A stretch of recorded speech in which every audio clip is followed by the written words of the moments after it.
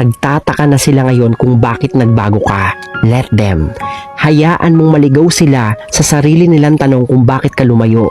Hindi mo na trabaho pa na ipaliwanag sa kanila kung bakit pinili mo ang sarili mo. Kasi nasanay sila. Dati lagi mong iniisip yung feelings nila bago yung sayo.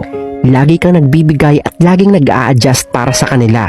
Pero that kind of game is over. Kaya nung napagod ka at pinili mong umalis, bigla silang nagduda at nagtaka. At normal yon, kasi hindi nila inaasahan na kaya mong tumayo para sa sarili mo.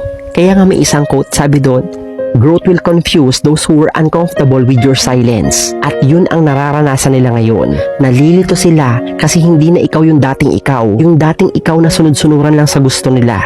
This time, tuloy ka lang sa paglalakad. Hindi mo na kailangan lumingon at balikan yung iniwan mong gulo. Let the dogs bark at your back. Kasi ang taong walang ambag sa growth mo, hindi deserve ang presensya mo. From now on, hindi mo na sila obligation. Ang obligasyon mo lang ay alagaan mo ang sarili mong peace, sarili mong progress, at sarili mong worth. Always remember this. God won't always teach you through comfort. And sometimes, the pain is not punishment. It's redirection. Kung nasa ang part ka man ng healing journey mo ngayon, I hope